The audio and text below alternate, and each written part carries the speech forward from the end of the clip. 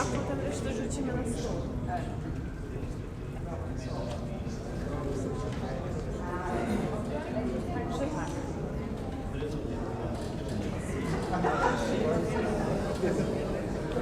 Słuchaj, no jeszcze 3 minuty.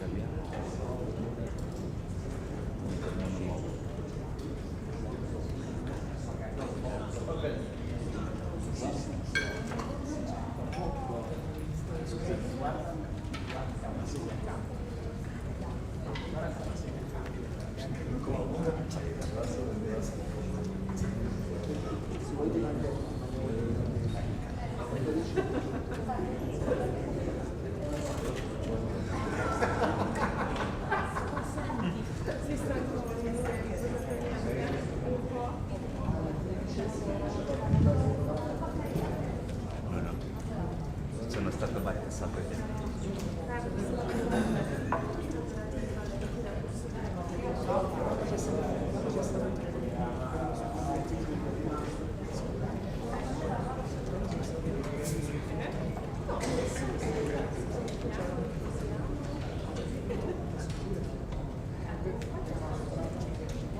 Buonasera, buonasera,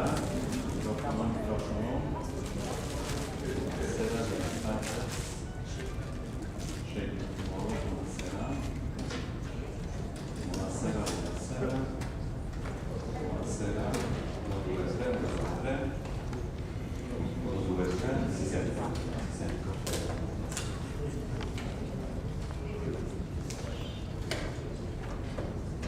buenas tardes.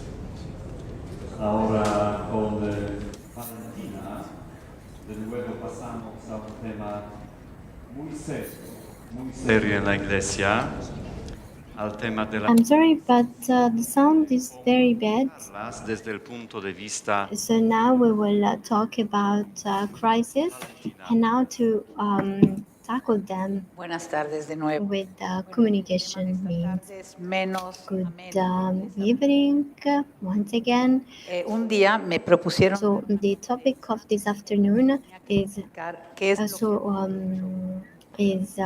different. So one day they asked me to explain what the church did well within communication in terms of abuse. And so I started to think and I said, I believe it would be easier to say what the church didn't do well on this topic. I'd like to recall a moment, which is what happened before, compared to the phase when all the scandals started to appear. The church in general denied. The church denied the scandal, denied abuses.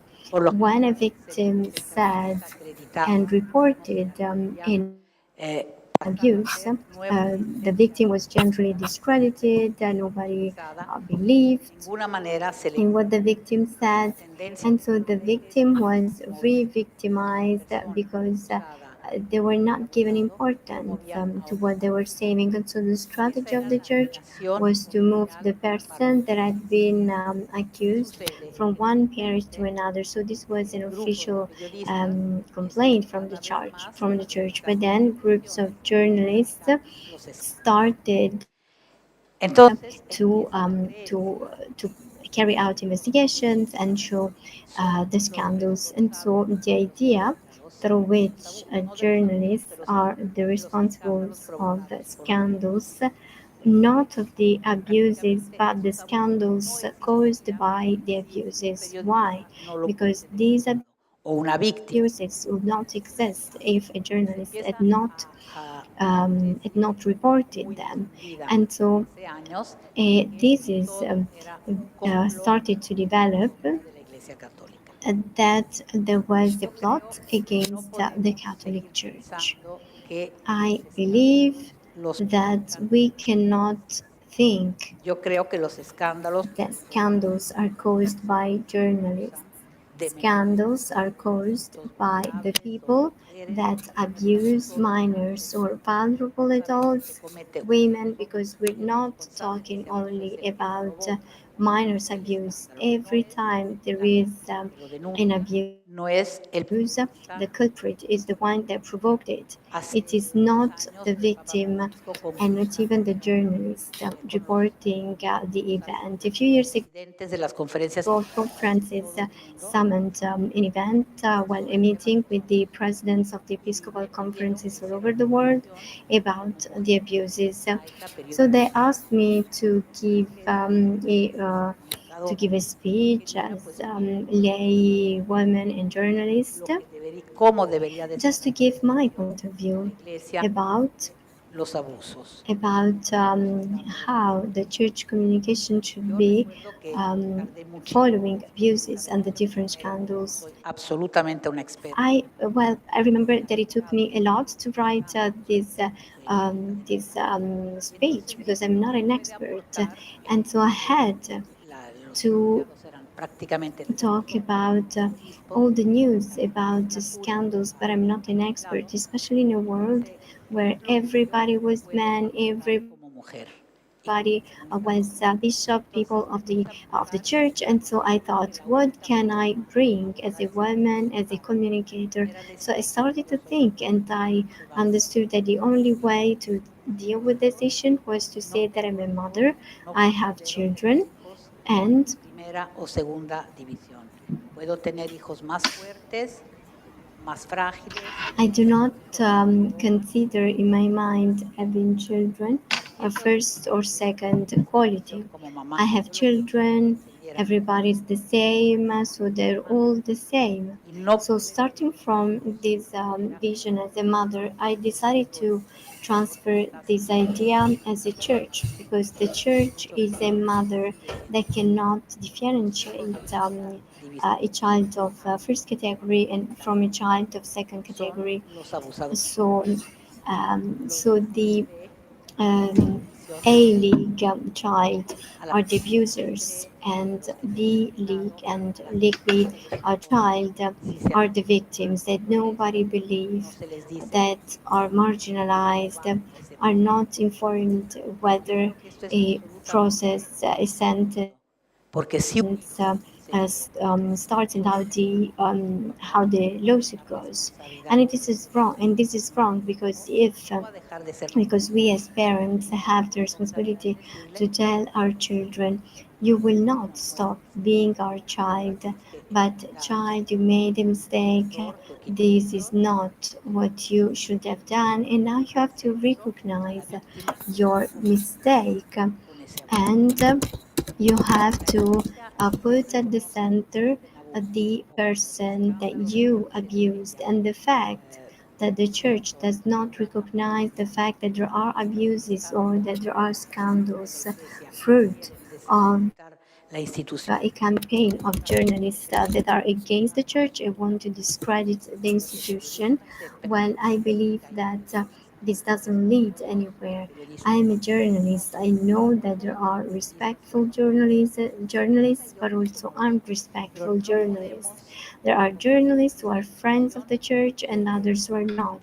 But we cannot focus our discussion on removing the responsibility to those who abuse and give responsibility to those who discover and spread these abuses, the journalist or the victim. I believe that at the center of this process, there must be the victim first of all, and the mission of the church is the common good. So a church that doesn't put itself in the shoes and at the side next to the victim is not credible. Why has the Catholic Church lost credibility over the last few years? And people don't believe in the church and the institutions because these are people that were traumatized by silence, by pretending that these things didn't happen. And so these people no longer believe that the church is Primero, ¿qué piensa la the gente? mother is supporting its children. So if an abuse is reported, but the church doesn't speak, it doesn't take a side, well, then probably it's true. The church is denying it.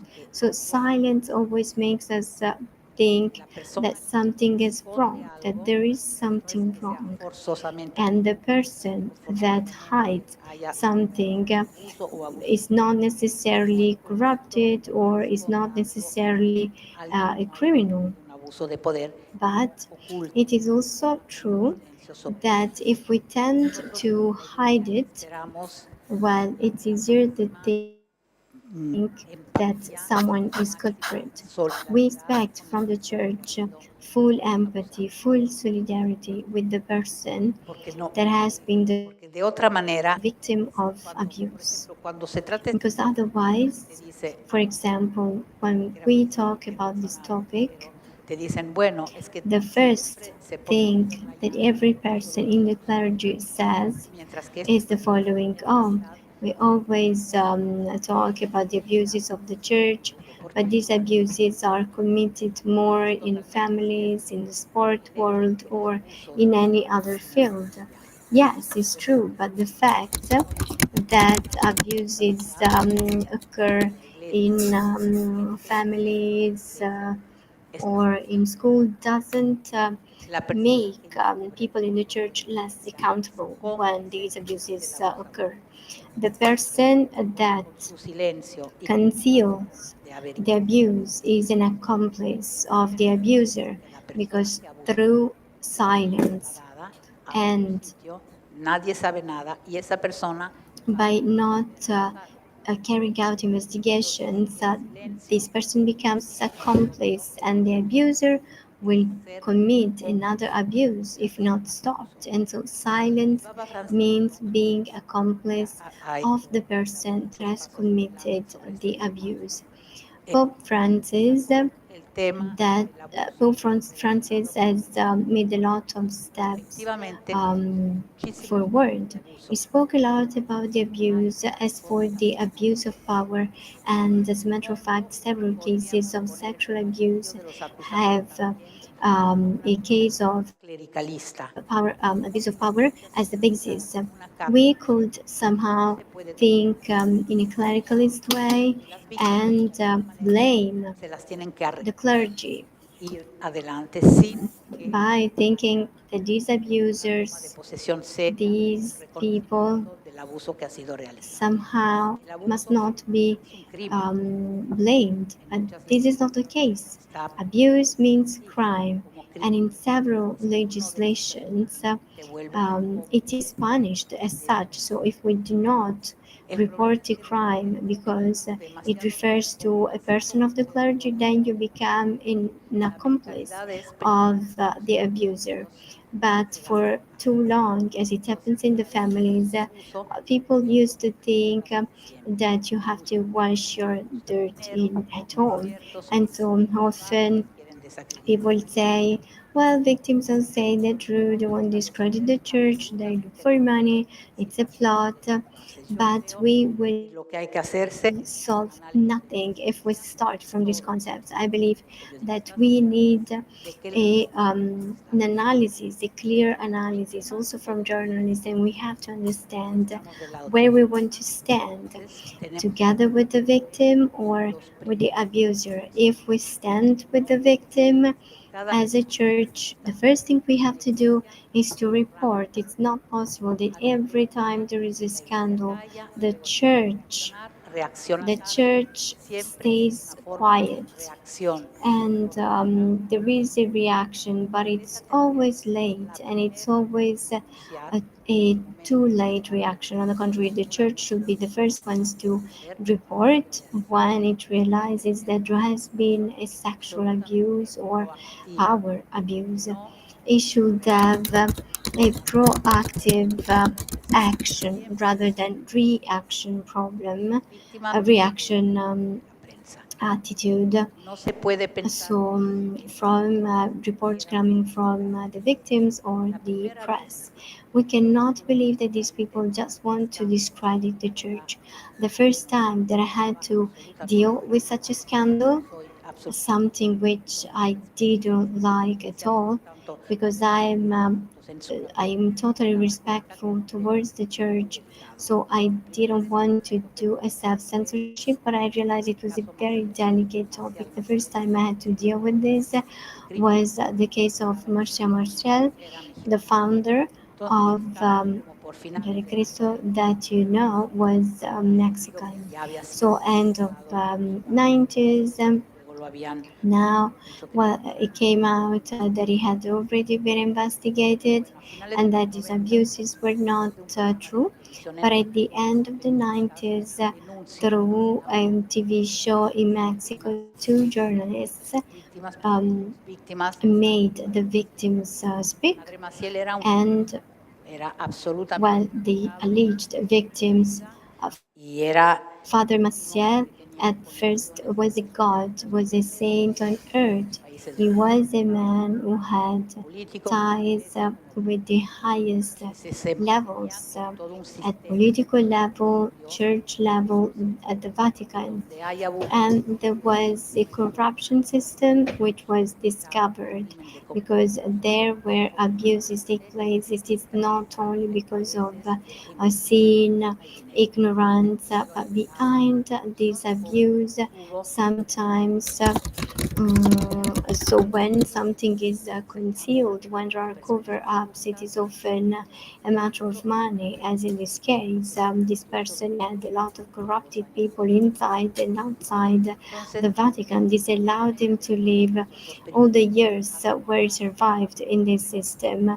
Right after these two journalists gave voice to Marcel's victims, these two journalists were kicked off the channel. The channel didn't receive any more funding because all main Mexican investors were friends with the priests, and so they didn't believe the victim. There are many people that blamed the victims, that were called crazy people. So all this comes to the Vatican. I started to ask questions to those who replaced the Father Marcial whether everything that was happening was true.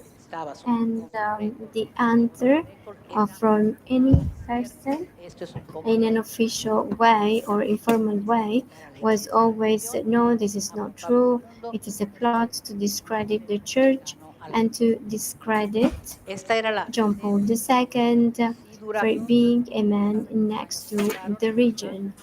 And this was the thesis which lasted long up to Pope Benedict XVI, who started an investigation, and it came out that everything was true. And so that was the first time when I found myself dealing with this issue. Then, as I said, during the papacy of Benedict XVI, there were many scandals, information that didn't reach the Pope, just as it happened with John Paul II.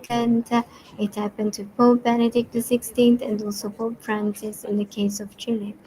So, what I could see as as reporter at the table of the popes, not all information that should come on the different topics, events come.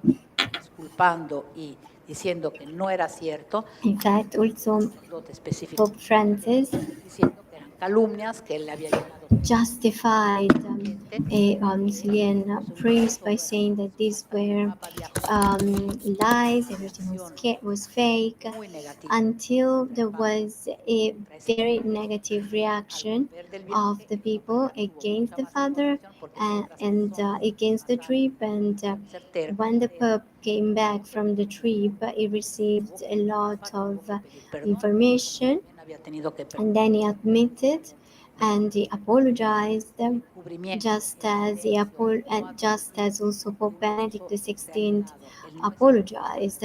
So silent, not admitting that an abuse took place, not being next to the victims, caused a lot of problems in the church, um, bigger problems than having an open mindset or the awareness that something is happening. We don't know what, but we will try to investigate to understand what's happening, and we will take the lead. We will not let the others do that. And it is the church that must take the lead and deal with the communication. In case of the church, it is more necessary en momentos buenos. that Esta mañana era la importancia de que las press offices prepare the field in times of peace. We said this morning it is important that press offices in all territories work together with the press, the journalists, when things are good, when there is peace, establishing trust relationships and friendships, because this will be fundamental and will make the difference during a crisis for abuse or for another reason. Because in that moment, if at the basis there is a climate of trust and credibility of the church, then it will be easier. And in order to have credibility, the church must accomplish its mission as to be with the weaker, because otherwise, with the weakest, because otherwise it is not loyal to its mission, which is the common good and the defense of justice and truth. I believe that in specific case of abuses, the preparation of the people that must deal with institutional crisis and the crisis on all these topics must be very prepared, very skilled people. And every office, every parish, every archdiocese should have a press office with an expert in institutional crisis and transmitting institutional information age 24, because a scandal can arise in the morning, in the night, during the weekend, anytime. So it is necessary to have a well prepared team 24 hours a day in contact with the head of the team in order to react in a certain way, but especially in a quick way, because it is useless to let time goes by and wait, because otherwise we give the others the space to have to give the information and to take the reins of the situation, because if the accusations are fake, are false, well, they have an advantage on the Catholic Church when they tell us well, in families this happens more than in a church. Yes, it's true, but this cannot be the answer. It is an answer that doesn't lead to anything good, which is not politically correct and causes a lot of issues. Because if it is true that from a policeman you don't expect, you are robbed, it's true that you don't expect from a doctor to be poisoned because these people are there to protect you, to treat you. Well, the same reasoning applies to the church. If the church makes a mistake, the people do not expect it because the church cannot be wrong. The church cannot defend those who committed the abuse and ignore those who were victims of this abuse. When Pope Francis summoned this meeting at the Vatican, he asked the presidents of the Episcopal Church to come to Rome to organize meetings with the victims. And then interviews were carried out. The majority of the people that came to the Vatican for this meeting had never met a victim of abuse in their life. So if you have never met a victim, if you have never heard what this victim wants to tell, and we're talking about good faith people, we're not talking about people that want to give false accusations for money. So we talk about most cases which were real cases. If you don't put the victim at the center, if you don't listen to the victim, if you don't touch the wounds of these people that found themselves with their life destroyed forever, their mental, sexual, emotional life, if you don't touch with your hands what happened, you cannot understand, you cannot react, you cannot comment, you cannot carry out fair investigations to get to the truth and to find justice. This is what I believe. And when in that summit on the abuses, several people in this of the Episcopal conferences they participated in the meeting. When they left, they said that what really struck them was listening to the testimonies of the victims at closed doors during the sessions. What really struck them, because there you understand what they are talking about, because otherwise it's too abstract. You put yourself in the shoes of those who abuse and not the victim. You don't realize what happened. A child, a girl, a woman, a vulnerable person, a man. You don't realize what they experienced. Lately, we talk about abuses of minors, but especially sexual abuses and abuse of power against women, religious women, monks, sisters, nuns, from people, religious people. This is a taboo. Maybe it is no longer a taboo as in the past, but it's like when we were talking about abuses of minors. Now I believe that the topic of the abuse against the abuse of women over the next months and years will be dealt with a lot. For Pope Francis, about sexual abuse is very important. It is an abuse of power of a man who feels superior than women, for example.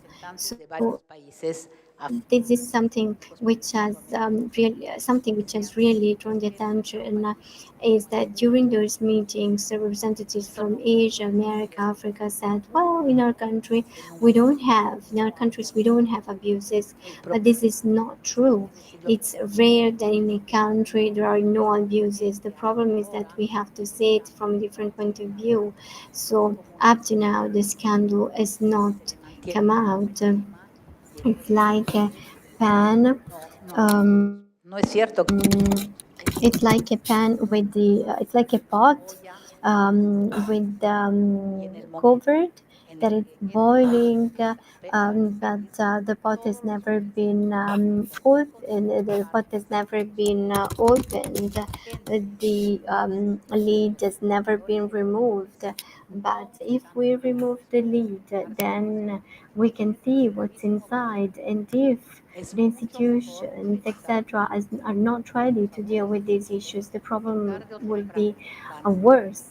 It's better to think that these scandals, these abuses exist, and they will be demonstrated. And so, as church communicators, we have to be prepared to tackle these abuses. El silencio, This is what I saw, what I personally saw, because silence, lo ve como una complicidad because people crimen see cover up y que as deja de ser una being institución accomplice que to of an abuse, sumisión and people stop porque believing in an institución institution because respeta la this institución institution is not está loyal bien. to its mission, and A lo because mejor the esa silence identificación always gives the impression that you are estás, hiding pero something. Maybe these accusations are false or semi-false, son ciertas, but if you ciertas, keep quiet, if you don't speak, visto people will always believe that these son accusations are true, but we have often think these are not. son This is not the case. respecto a la False accusations, unfortunately, lo are digo just a minority desgraciadamente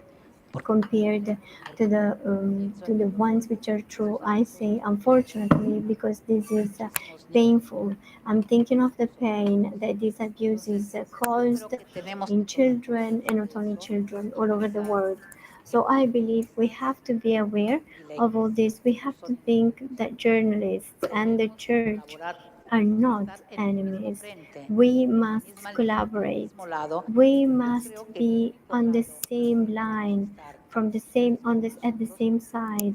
del I lado believe that the only del side acusado. where we should No hay stand, we and you, no is veo the yo side of the otra victim. perspectiva.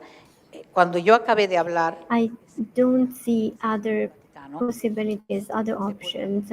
podía When on those days I a- ended my yo dije, speech during the session at the Vatican, mencionar, a discussion was supposed to take place, el but segundo, what I said was public digamos, ya con at micrófono. the Vatican and anywhere else. Me dijo, But usted questions came with microphone off, and a cardinal told me, "You say you're a mother, and the church is mother, entonces, but the ¿qué church esas is mother also of the abuser, por qué los tenemos que denunciar? of the culprit. So if we are mothers of these children, why should we report them? Why can't we stand with Yo le them dije, mire, if we are mothers of the victims and the culprit?" abusar, And I answered, "Well, I'm a mother. If my son or my daughter abuses equivocada, of anybody, if yo this haría is my son or my daughter, I would say you made a mistake, and I would punish my child. I will do as much as I can para hacer justicia, pero no lo digo to make people that, because people that have the role to punish can do that in order to give justice. I'm saying that because this didn't happen to me, but I believe this is a correct behavior of a parent. A parent has to correct the mistake made by a child.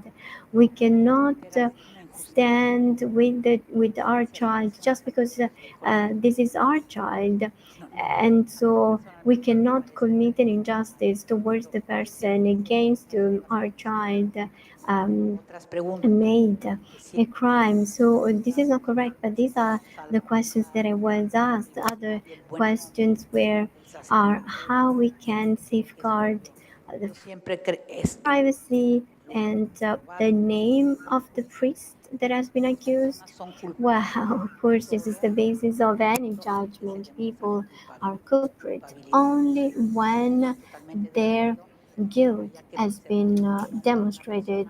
So I fully agree about the fact that we have to protect the name of the person until the judgment has been given, the judgment confirming the guilt of that person. So I agree no solo on this. por el sacerdote, And of course, there should be unethical journalism, not only towards the de un periódico o esa press, but any person cosa who's on the digamos, first ya puede page of a pasarse newspaper or who's información accused on the internet of de cualquier anything, eso even if this is not true, because the easiest thing that can occur today is that nuestro buen nombre. we are accused of anything very easily, and so it is a right to protect our name. But however, Si se cae, there has always been a wrong mindset according to which if you don't talk, no es if you cover up, por arte de magia que el if you hide something, it's better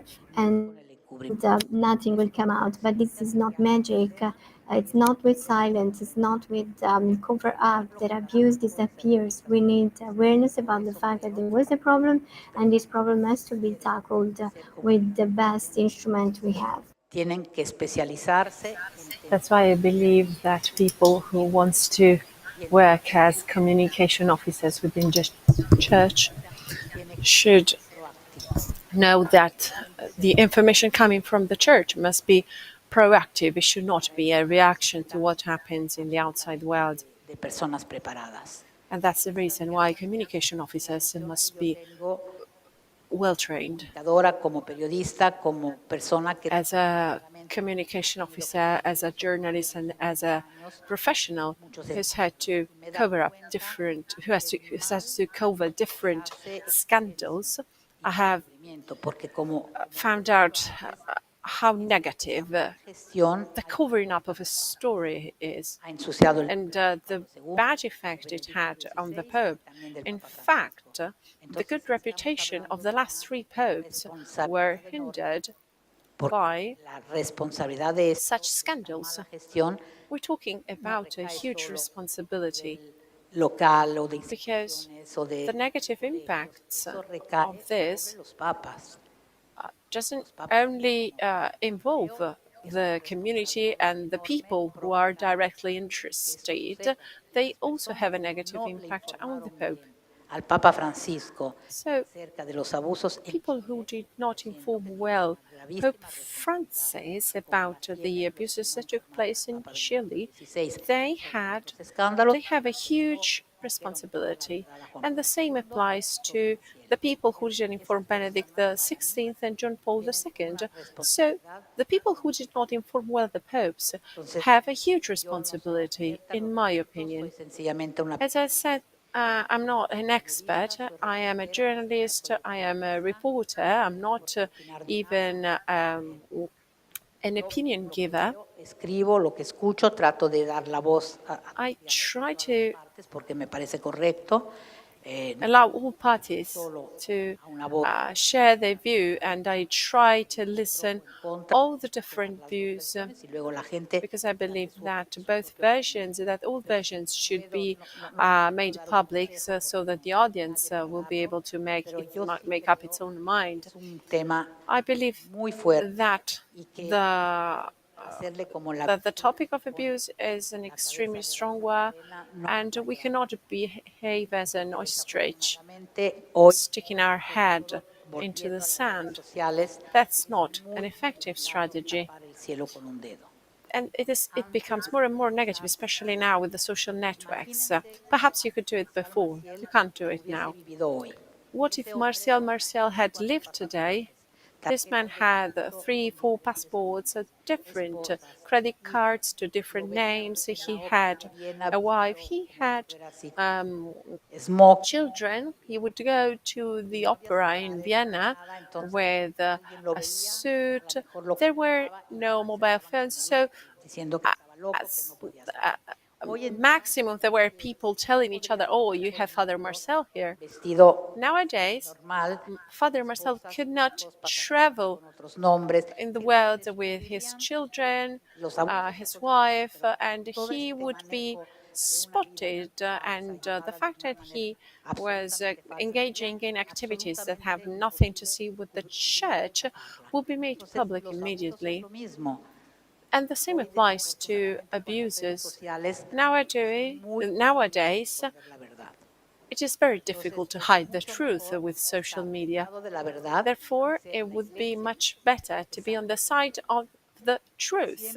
So the church must be on the side of the truth, fully respecting, of course, the person um, who's um, who's allegedly responsible or who's allegedly the perpetrator.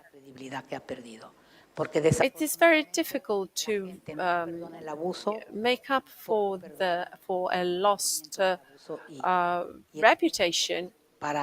Silence and the covering up of abuses are things that people do not forget or forgive easily. So the church and you as communication experts, you should choose which side you're standing, and if it's the side of the victim, you have to look for the truth and look for justice. And you always have to put the victims at the center of the whole process. You have to listen to the victims, you have to be sympathetic to the victim, you have to treat them well in order for them to feel better and to get back the life they were deprived of. I don't know if I'm running out of time. I don't know if you want me to continue or whether I should take questions from the audience.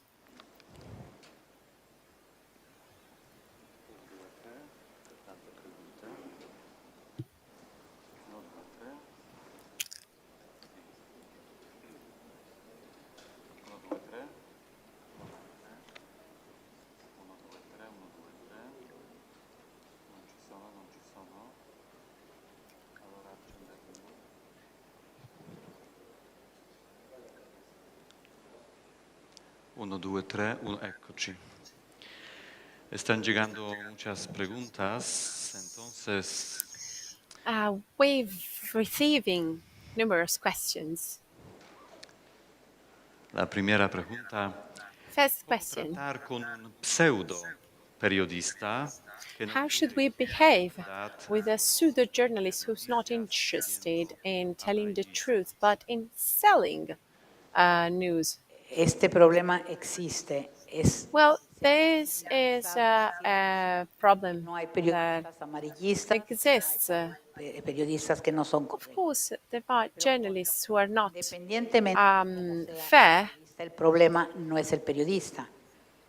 Si el periodista trae un caso o denuncia un caso, If and we're mainly talking about tabloid journalism and tabloid journalisms. So if they we should have the same attitude we have with other journalists. The church communicators should try to understand what's happening. They should try to talk to the victims, and they should try to see whether there are elements of truth. como viene esta acusación viene de un periodista amarillista. You can't say, since this accusation is coming from a tabloid journalist, I'm leaving this accusation aside. You can't behave like that, because it may come from a tabloid journalist. However, the accusation might be true. Mal manejo de la información por parte del So, periodista. ignoring tabloid journalists is not the right way forward, because the accusation might actually exist and prove true. Empezando con la cercanía a la víctima. And we should start everything El problema del periodista. by trying to be close to the victim. What the journalist does is a matter of the journalist. However, entonces no le voy a hacer caso. you can't, and you can't ignore tabloid journalists. Con elementos So it is better that that journalist keeps with their investigation with true pieces of information from the church communication officers. De todas formas hay que enfrentarlo. I believe we have to deal with them. Siguiente pregunta. Next question. Che un abuso por un miembro della Why Iglesia do you impacta mucho think más that an abuse by a medios de member of the comunicación church has che un a abuso bigger impact nell'ambito familiare? on the press than an event of domestic abuse?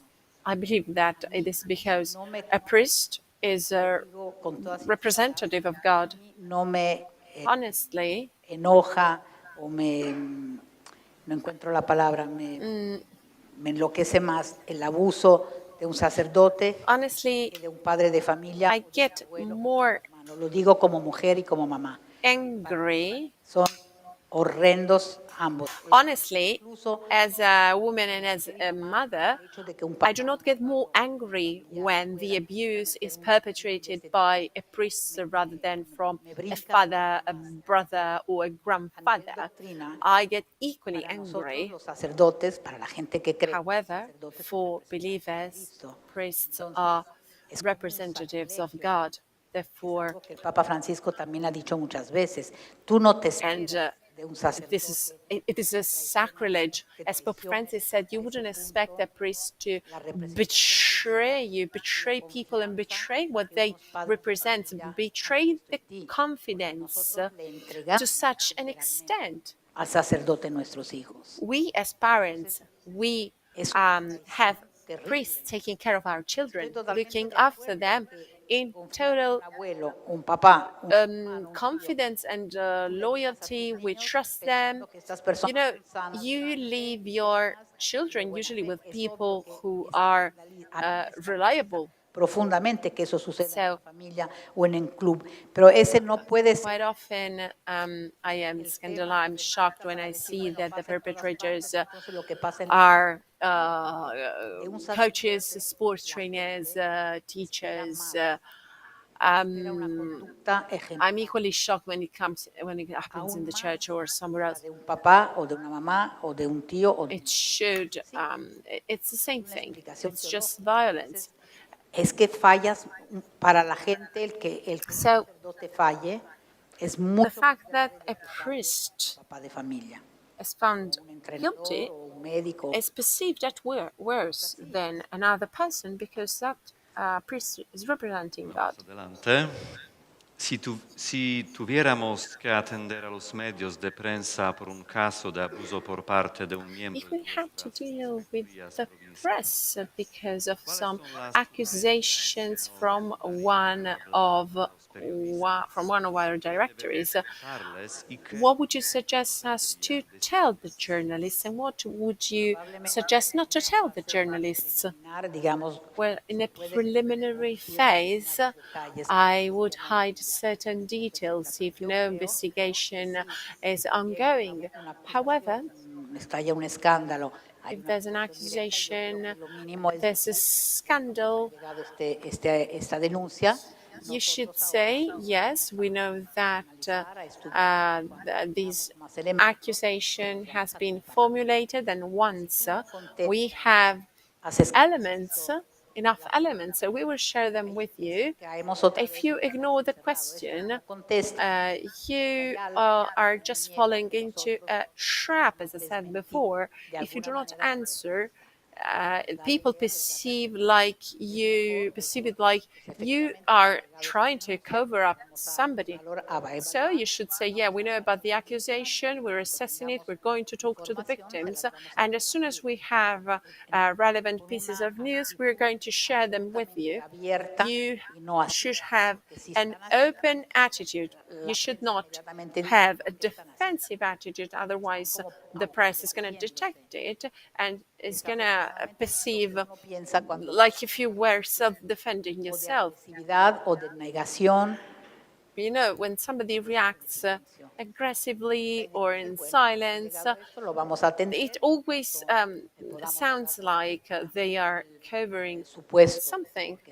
It's important you say that you're going to talk to the victim and that you show your willingness to share information with them. It is very important to keep a certain level of transparency. I know it is difficult because we at the Holy See quite often we read a bulletin and we see, for example, that we read that, for example, a bishop resigned, and they do not explain why. So the first thing you wonder about is, why did he resign? So Santo Padre aceptó la the thing is, if you tell me that the Holy Father has accepted a bishop to resign from his mandate, and you do not explain why, journalists start to have doubt about it, they start to wonder about it. So we should try to give a higher level of details, y a un juicio ya en acto. and we must be open and transparent, of course. ¿Hasta qué punto cree usted que el clericalismo y el lobismo Do you believe son los that vencedores clericalism and lobbyism are catalyzers of abuses within the church? Well, I agree with Pope Francis, and I'm saying so because I believe that before him, del clericalismo? people weren't focusing much about clericalism and lobbyism. Porque es como sentirse superiores. I think that to some extent this is true. It's like feeling more powerful, feeling superior. It's like thinking my words are gonna be believed more than the words of other people. Este clericalismo por el que te sientes superior y que perteneces a So una casta we should que hay que eliminate the clericalism and the protection no es generalizado. of this idea of clericalism. Of course, I'm not saying that everybody is like that. Tiene la razón. And I believe that Pope Francis Eso también el is actually right when he says that. And when he focuses on the fact that behind sexual abuses, there are also hecho de abuses of power, I think he's right, because there is a person with more power who is abusing a person with less power. de conciencia. So there's also an abuse of conscience. It happens a lot with women, with nuns, Pones tu autoridad. because you are imposing your authority. Respecto a ti, They are muchos your superiors, tradiciones and in several congregations, nuns, sisters, they are like B-type people. They las responsabilidades clean the facilities, they do the dishes, son vistas un they tidy up the rooms, they iron. They are considered as housewives, yo en una posición de inferioridad. and they are always in an inferior position. And this is part of the mindset of clericalism and lobbyism. And I think that such structure Como alguien may entail more easily sexual abuses, because you can abuse more easily a person that is considered inferior to you. el silencio también, porque esa persona tú lo pones And you can easily have this person to shut up about what happened, because this person may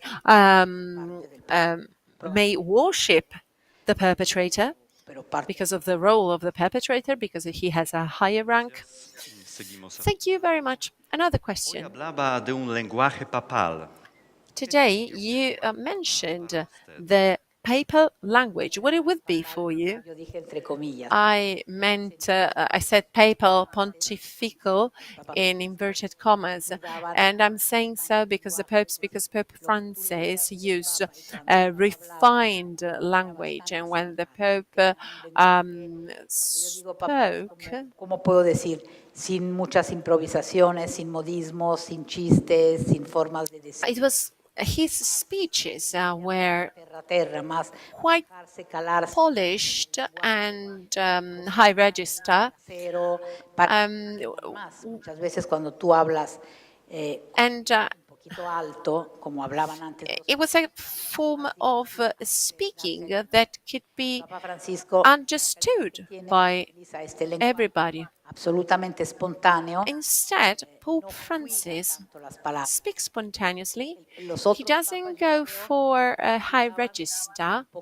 The other popes were a little bit more careful about the words they used because they were the popes, of course.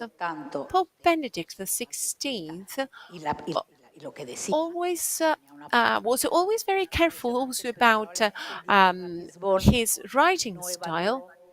However, when he was in Ratisbon, he didn't really he wasn't aware of the fact that he was speaking as a pope. He thought he was speaking as a professor, and that was the confusion, the misunderstanding. So the previous popes may have sounded less spontaneous, less authentic. There were less anecdotes, of course, compared to the use of anecdotes that Pope Francis does today. Pope Francis uses a language that can reach everybody, while the language of the previous popes were more easily understandable by well-educated people. And also, not only well-educated people, but also people with knowledge about the doctrine, with deep knowledge about the doctrine. Pope Francis speaks as if he was speaking to us at home, as if we were speaking to our brothers and sisters. So let's say that Pope Francis' language is less formal. Gracias, avanzamos.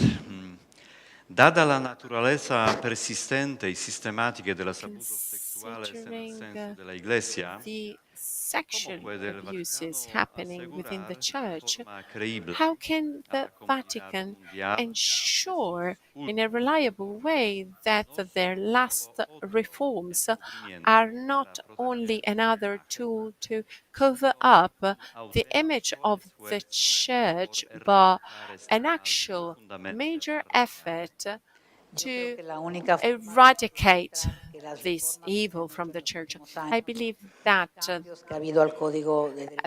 a way to show the importance of these reforms is by showing the results. An example of it is the fact that now, if you have witnessed an abuse, a priest or a sister are obliged to inform their superiors. I believe that the only way to be reliable and loyal and to show that this reform is not only a superficial cover-up is with actions. When there are cases of abuse, they could be better tackled by the different dicasteries, and they can be analyzed more thoroughly, of course. But as I said, the way to show that such reform, it's not just a cover-up, is with actions, and we will see whether it's effective in the next few months, if the process is streamlined, if victims are the core of the reforms. Because what several victims report is that the trial starts and they don't know what happens. They're not even informed about the verdict. I believe that when victims tell us that they are informed constantly about all the progresses, well, it is right there and just then that we will be sure that such reform has not been just a cover-up. Unfortunately, there are people who were members of the Commission for that reform that are not members of the Commission any longer, and they were accused by the fact that there are still some hurdles to apply the reform because there's still a significant resistance. I believe that the journey is still a long one. I believe that there are countries that have realized that the problem exists, that it should be tackled. Unfortunately, there are countries denying the existence of abuses, meaning that they can't tackle abuses. And there are also countries who are sensible when it comes to this element, but they do not have the right tools to deal with them. There is the Vatican task force, and such task force goes to the different countries to help those churches lacking resources, knowledge, and staff to perform these activities. So, as I said before, it's a long way forward, and I believe that we should switch our mindset, and we should understand that the problem does exist, and that if that the problem is still there, even though there is no scandals hitting the news. So, if you do not consider these elements, it means that you're not well equipped to fight such events that are like a cancer. If you have cancer, you can't ignore it. Cancer can be treated and healed only if you find the right therapy to eliminate that cancer. And the same applies to this type and the same applies to abuses in the church. Last of many questions, only 2 minutes left. Why do priests and sacred people are afraid of communicating about sexual abuses? I think it is due to the mindset. Unfortunately, in the past, the church didn't react well because the idea was that of sorting things inside without acknowledging the scandals publicly. So usually when there's a scandal, the family shuts up, they do not press charges on each other. Why? Because these are things that should stay in the family, so to say, and that's not correct. I believe that priests are afraid of communicating about it because there's still a mindset of the past, and because not all of them have the right tools to deal with it. There are people who are with a good disposition who have problems in acknowledging what happens. The generation living with Maciel, when Maciel died, and after the investigations, after the abuses had been proved true, there were people who kept telling me that the accusations were false. So there's much resistance also in acknowledging that something that bad happens. Sometimes the priests are also afraid of the fact, because they do not know the journalists and the press context in general. That's why training should be given in this sense to communication officers in order for them to be able to tackle with this situation. Silence and cover up is extremely negative, as I said before, and it is also extremely serious, as well as the loss of credibility. Muchas gracias, Valentina, por tu... Thank you very much, Valentina, for your speech, which is very important for the whole Salesian family. Y nos vemos a las 17. Thank you very much. I'll see you at 5 p.m. Thanks to all of you. Okay. Mhm.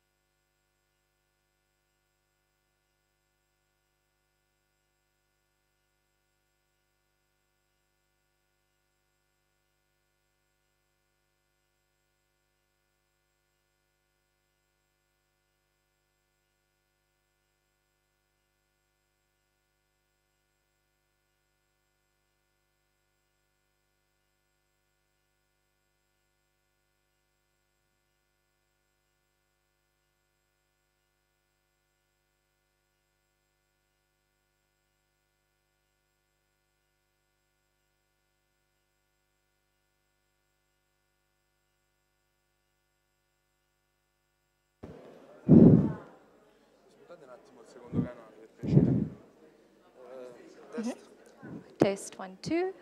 Let me just bring it down a bit. 1, 2. Is that great? Cool.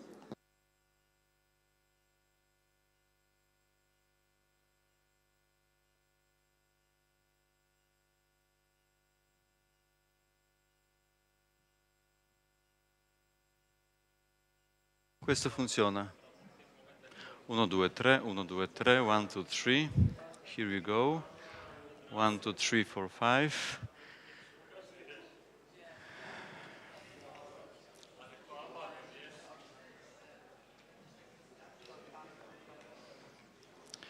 Okay, guys, are you ready?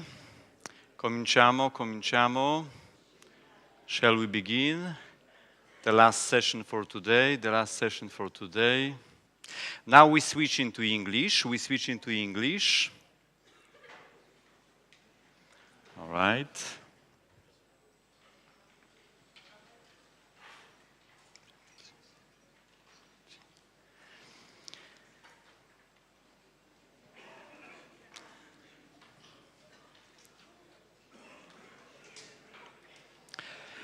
Engaging young audiences, 10 tips for targeting Gen Z audiences and going viral. Our keynote speaker, she's a program manager at Scene TV. She's coming from South Africa. Scene TV, a company that's dedicated to empowering citizens to tell their own stories using their mobile phones. Scene TV helps amplify underrepresented voices and create a more empathetic world by giving people the tools and support to share their unique stories. Her team of journalists then produce the content and publish it to over 7 million of subscribers. As an individual living with a disability, Laura is passionate about using media as a tool to advocate and empower all marginalized communities so they too can be seen. She has been a strong voice and figure of representation for disability inclusion in the South African fashion, beauty, and media space. It is my pleasure to introduce our next speaker. Let's give a warm welcome to Laura Wagner-Meyer.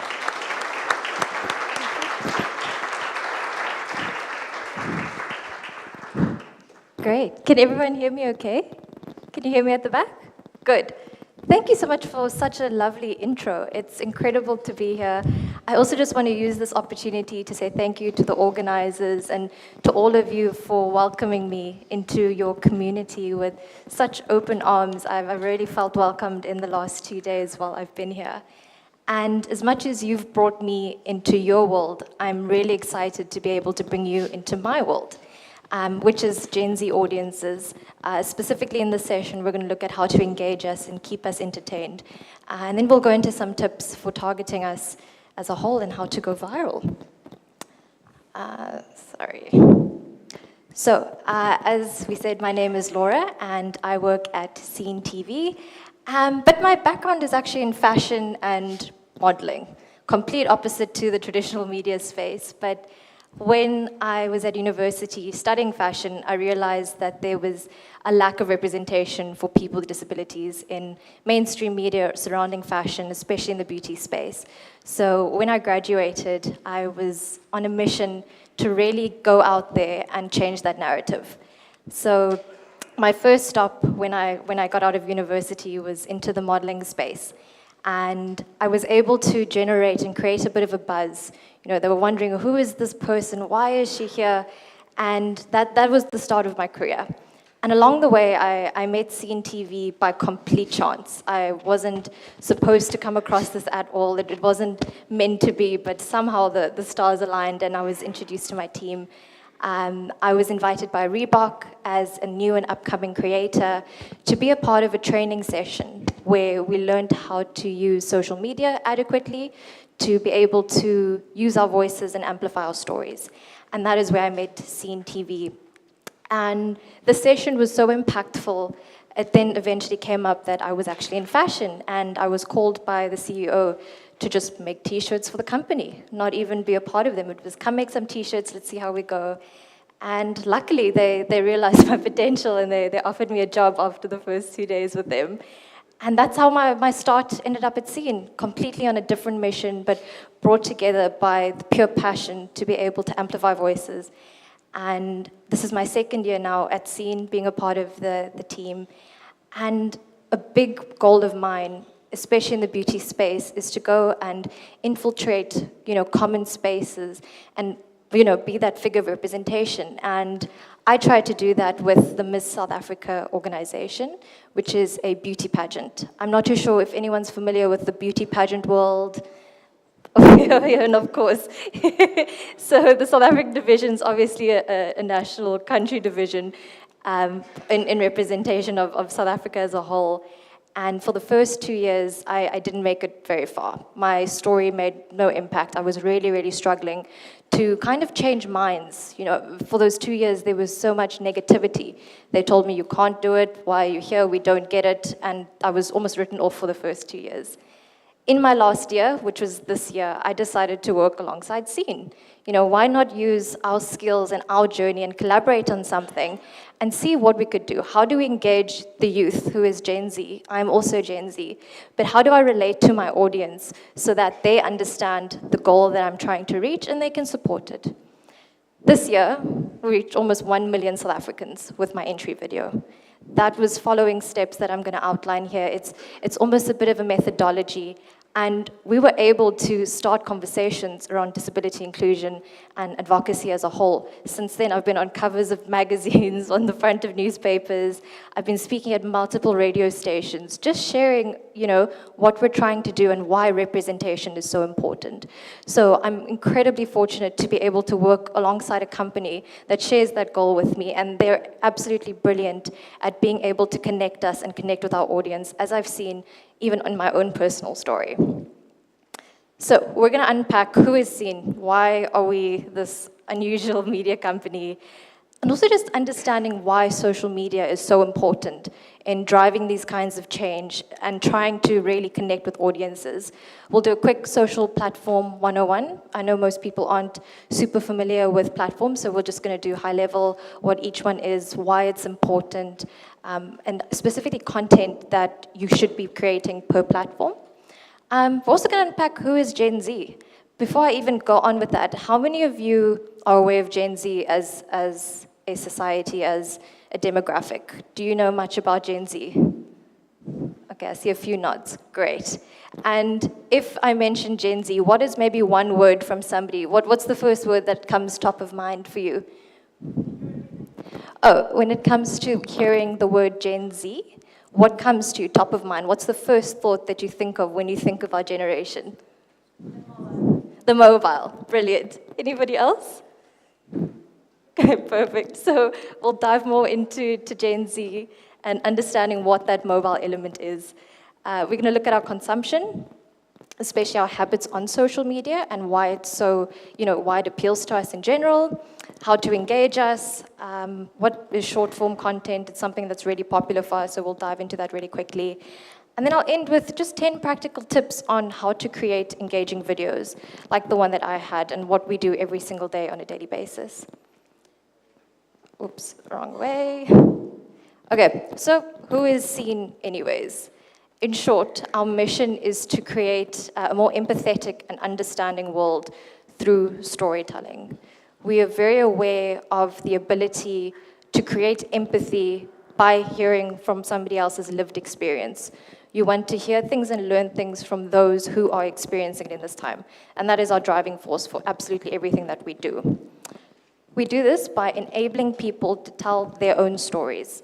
We realize very quickly that there are beautiful narratives and really strong stories coming out of communities, but people just don't know how. They don't have the tools, they don't have the direction. So that is a big part of what we do.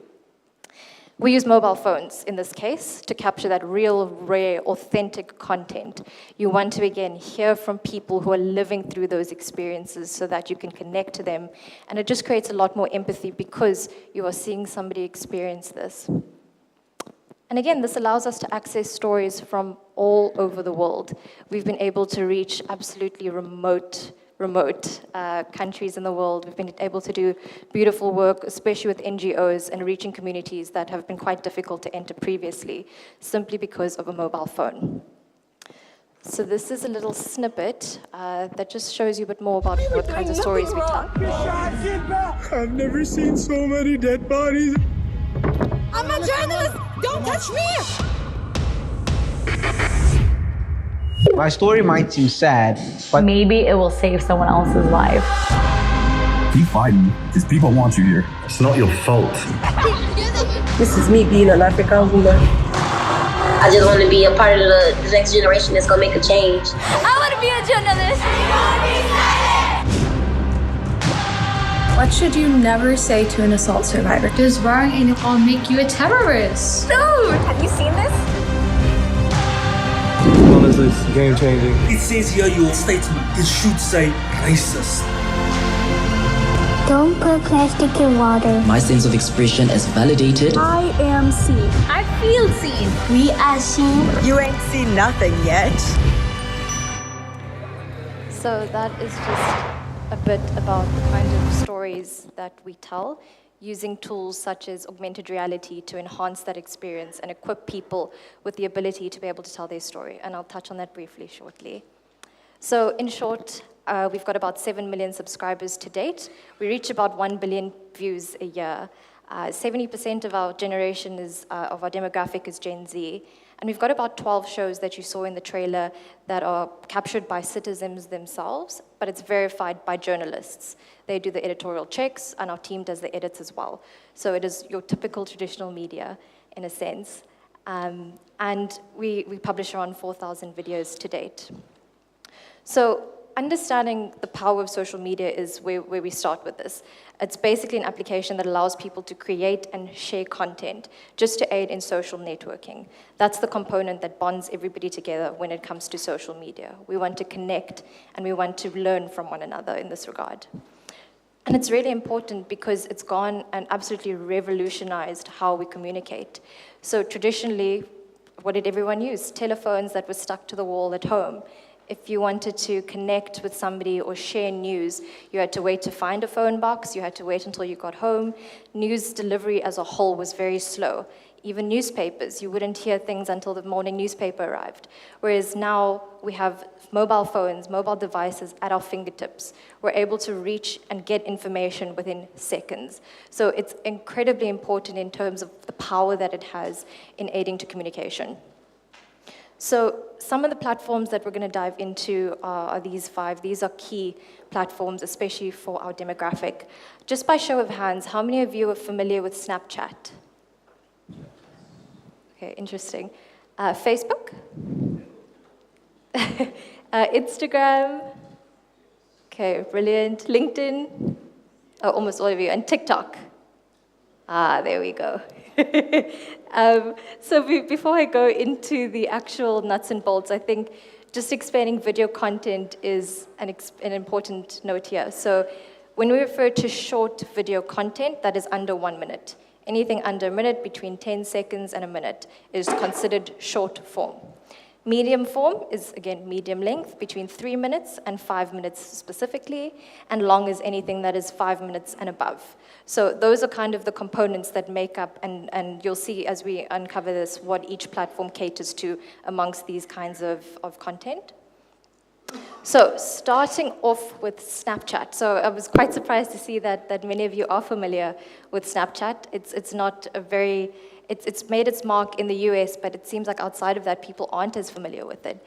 But in short, it is an augmented reality platform. And augmented reality is essentially the bridging of the real world and the digital world. So I'm sure you've all seen these trends of virtual reality, where you're transported from one stage into a different world. AR is the complete opposite. We're bringing tech into our space.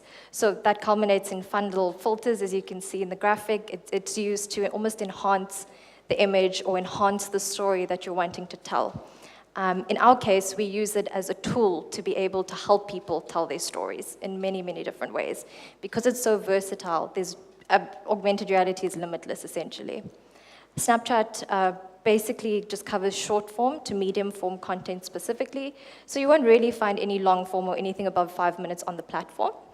And again, personally, people want to use it to connect with their friends and just use the face filters. It's a lot of, more of a connection tool, but also having a lot of fun because these filters can also be gamified. On a business level, this is used to entertain and engage your customers, your targets, your audiences. And I'm not too sure if you've seen, for example, businesses will brand augmented reality and actually use that to engage with their consumers. Colgate did a promotion where they were promoting their new little toothpaste, and when you held up the camera in the mirror, it showed you how white your teeth would be. So these are kind of newfound marketing tools that brands are starting to step into. We've seen this with things such as Doritos, for example, where there's a little game, then you catch the Doritos that's falling into your mouth, and that is a promotion of their new chip that is launching. So brands have really leaned into the fun, creative side of augmented reality, where people actually enjoy interacting with your brand. Okay, so again, we've just covered it short to medium. We really want engaging content. You have to be able to tell a story. They don't just want to watch. People want to actually consume and then interact with it. Some key terminology, just for those who aren't familiar with it, is obviously augmented reality filters. What are those? How do they work? But in short, it's the holographic technology that kind of adds digital images to the real world around you. The Discover page on Snapchat is also quite important to know, and that's just your search bar, essentially. When you're looking for new stories, when you're wanting to find new content to watch, your Discover page is where you go, and it highlights more or less the popular stories or things that might be of interest to you. Subscribers, that's just your audience, and then you get what is called a spotlight, and this is almost a sub-platform of Snapchat, where you're able to watch your general medium form content, but then you can click through to Spotlight and watch the shorter form content. And then last thing, a snap, very basic, it's just called a snap message. If everyone's hearing snap, snap, snap, what's a snap? It's just the kind of message you get in from the platform. So the way that we use Snapchat, we've got 12 shows. These are just some of the shows that we run. And we do predominantly this medium form content. That is something that we enjoy. It's how we tell our narratives. And it's a big part of our storytelling. We want to be able to give people that platform. And we found Snapchat to be absolutely brilliant at that, where we've been able to build a really engaged audience who comes back just to hear stories. They almost get lost in a rabbit hole, just kind of listening to our stories and wanting to learn more about the people and what we do. So I touched on augmented reality, and we found ways to, okay, I'll leave How the do video you get quickly. people to care about our planet? Don't just watch, play. I think my bee died. Get the landmine before we die. Donuts are pretty processed, so I'm gonna say no. Don't just engage, experience. Okay, I'm gonna try this prosthetic arm thing too. Oh yeah. Okay, there's a rat. There's a rat on my hand. That is so cool. I'm a rat. Ew!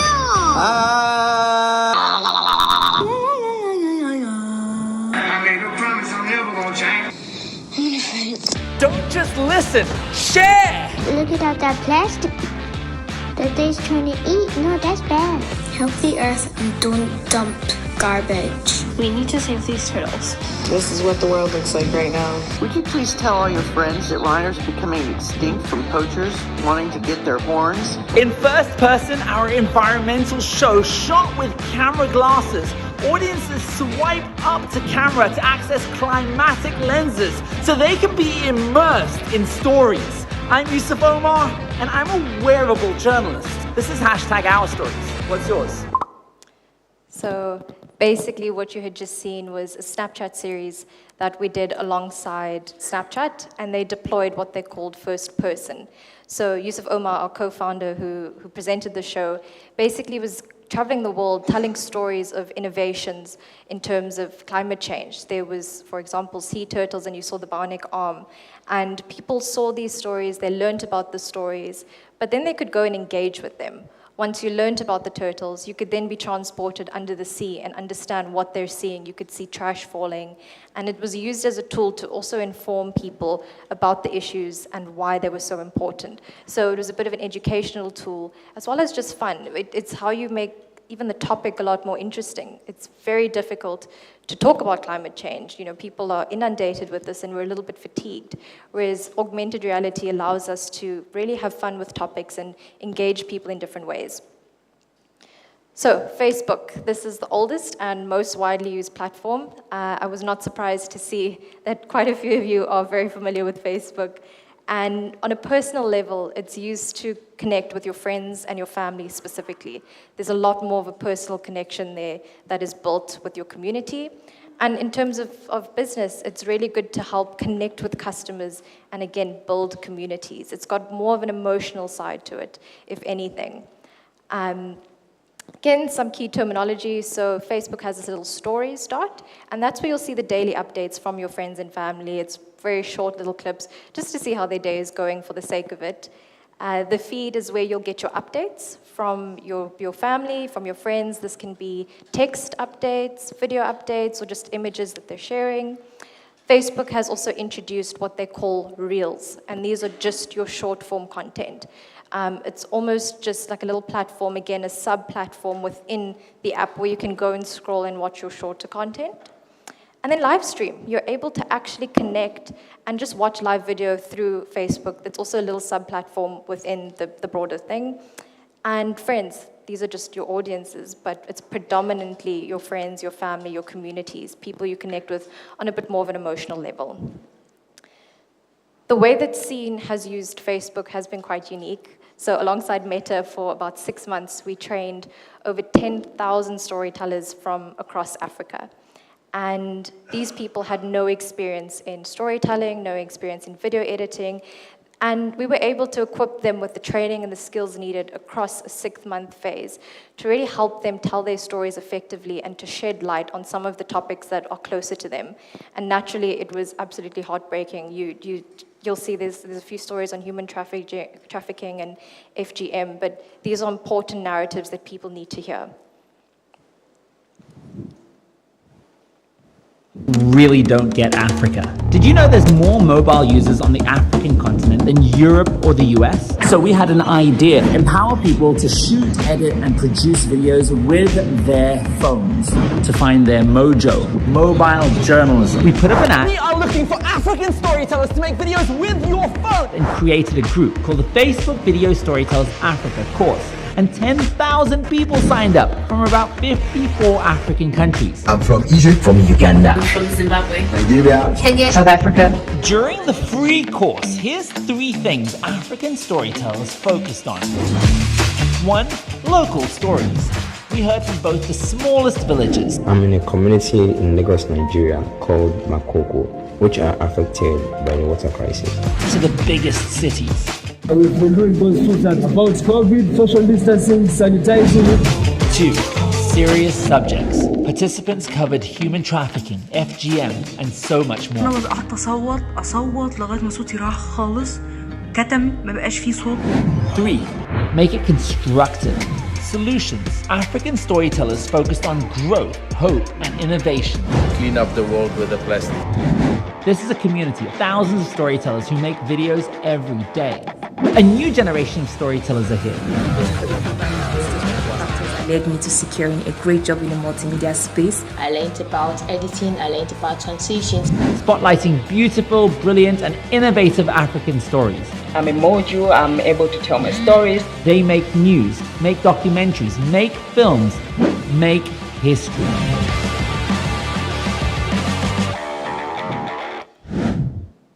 So as you can see, it was quite an impactful project. One of the top 5 countries that we saw in this was Nigeria, Kenya, South Africa, and Ghana.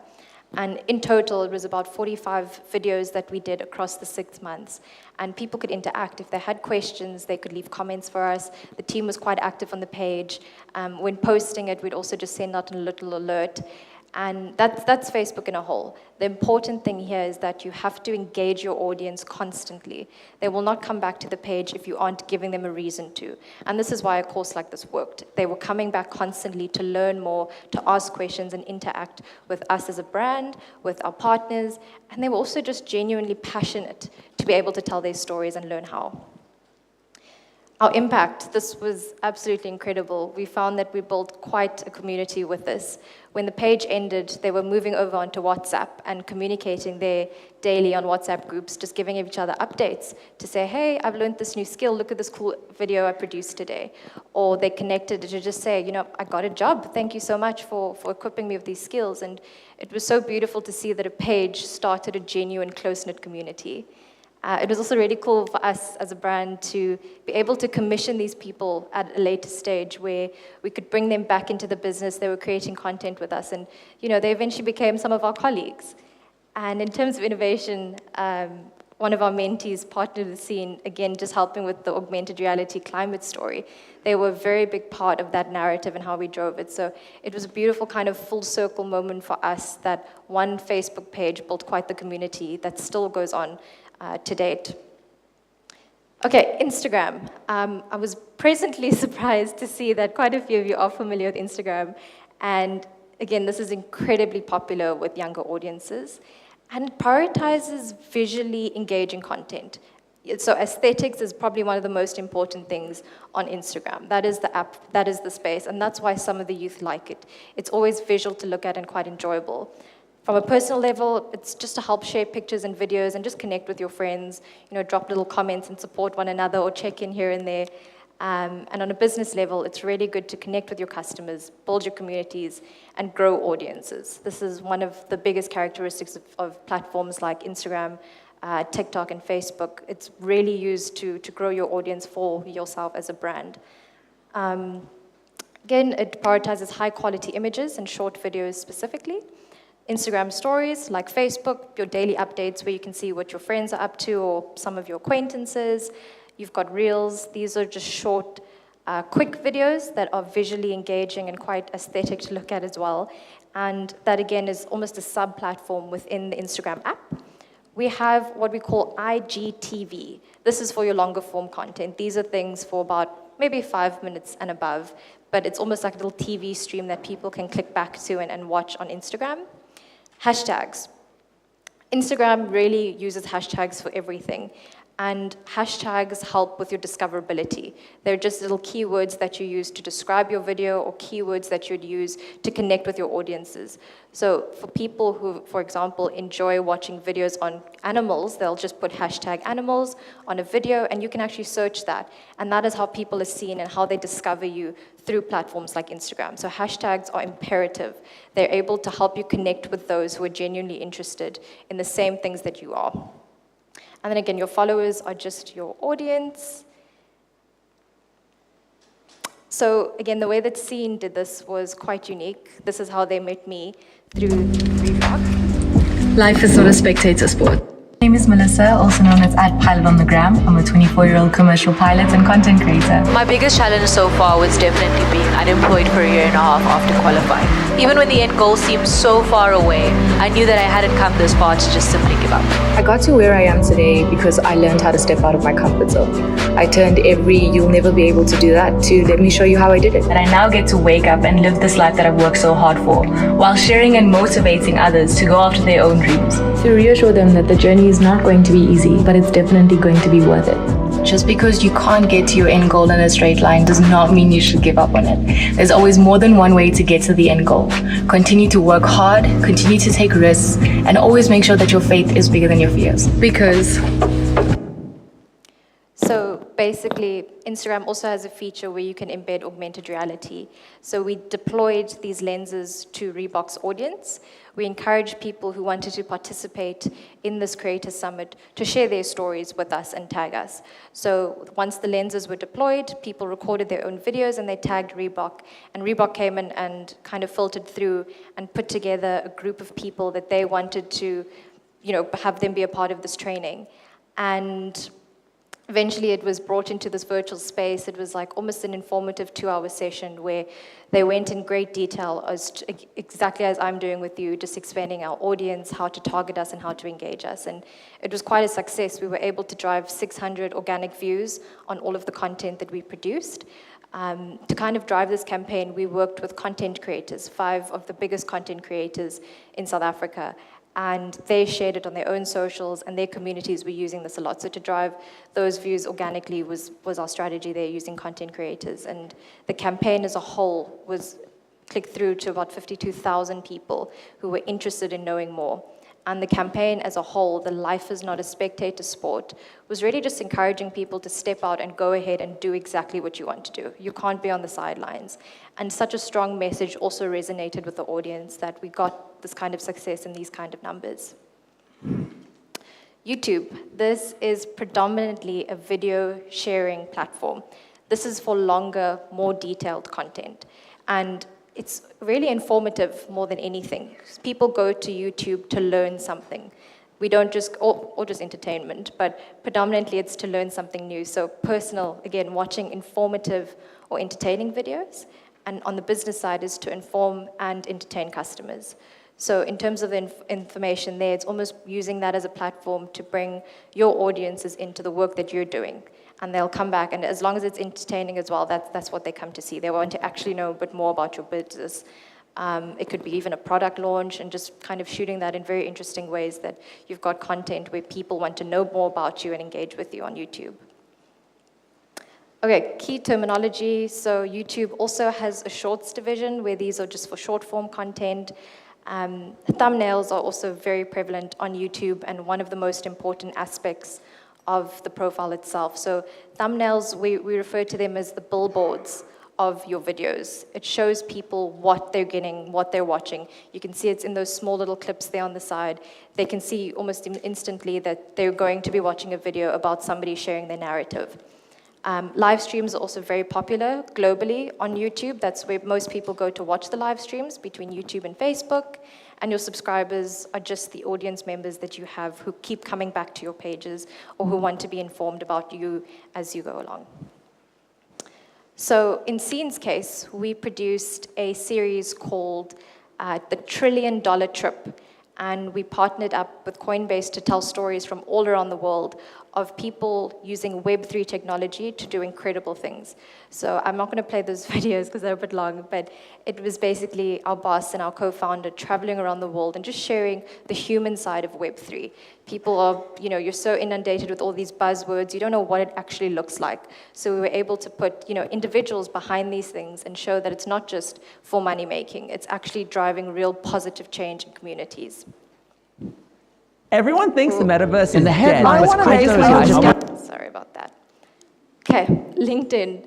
So this is specifically, again, written and visual content. And this is all about network building and building your professional networks. Gen Z, for example, we use it mainly just to kind of connect with potential jobs, potential businesses, but we're not very heavily engaged on LinkedIn. On a personal level, just to help connect with like-minded professionals. And on a business level, it's quite useful to inform your communities or your potential business partners of your activities.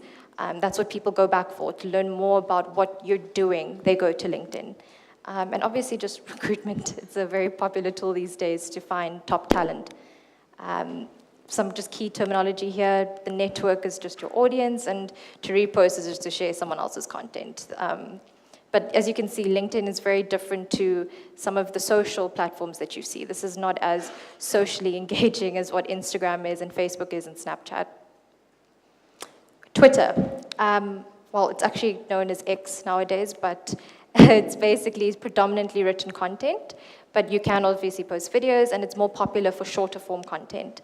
Again, on a personal level, you're on there to connect with like-minded people who share similar opinions, views, especially on topics that interest you or trending topics that come in, like breaking news. It's where you kind of will huddle all together as breaking news comes in to share your thoughts as things are unfolding. And on a business level, to inform your communities and project thoughts and ideas from a business perspective on things that are happening in the world around you. Okay, the feed is just where you see your updates, replies, or comments. just people commenting on the video, sharing their thoughts, and retweets are specifically when the content is reshared, where people want to use it and have it be visible on their own platforms. And you can see this is almost a mix of the text-heavy LinkedIn with a little bit of the content side that you'd see from Instagram. So it's a little bit of a balance on Twitter, but it is predominantly text-heavy. TikTok. This is everybody's favorite video sharing platform at the moment, especially with Gen Z. So that's supposed to be shorter, less detailed content. On a personal level, people want to watch to learn something new. I think that's the unique side of TikTok. It's actually become a bit of a learning tool because people no longer Google. For example, when I was coming to Rome, I went straight to TikTok to find out what are the cool spots that I need to see, where are people actually enjoying, what are some of the key sites, and especially the times of day to be able to go to them. And entertainment is another big one. We love to be entertained. We want to have quick, engaging visuals, and we want to just sit and mindlessly scroll. I think that's the one thing that resonates with people when it comes to TikTok, that mindless scroll through content and just absorbing a whole lot of information as you're going through. And on a business level, again, it's really cool to inform your customers about what you're doing as a business, your products, your services, and there's a lot of room for creativity here. For example, they're teaming up, at the latest campaign we saw with Marc Jacobs, teamed up with a creator called Nara Smith, and they put together quite an innovative advertisement for handbags that you would never see. She's a cooking creator, but she cooked up a Marc Jacobs bag, and it was quite interesting to see brands kind of go backwards from your traditional state and really lean into creators and their strengths, especially on a platform like TikTok, and they hit the notch as well as to inform and entertain, because people really connect with Nara and what she does. And this ad didn't even look like an ad. As I was scrolling through my feed, I thought she was just cooking another video and I was interested, but meanwhile it was an advertisement. So this is actually very different to the other platforms. You can actually post low quality content on TikTok. People don't care about the professional, clean look to it. They just want to be engaged and entertained. Why people love it so much is the end of hyper-personalization. It's the part where people enjoy that you're seeing your interests in front of you.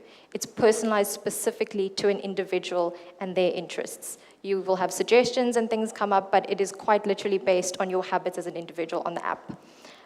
Some key terminology, that is your For You page. That's where you get your personalized stream. So for example, if you're somebody who enjoys, again, watching cute animals with a little bit of cooking, your feed is predominantly made up of those kinds of things. Those are the kinds of videos that you will see on that stream.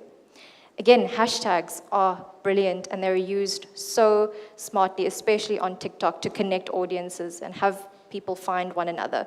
So for example, when I get a little bit bored of my hyper stream, I'll go and I'll search new hashtags to kind of bring some different content into my page so that I'm seeing a lot more than just my cute animals and my cooking videos.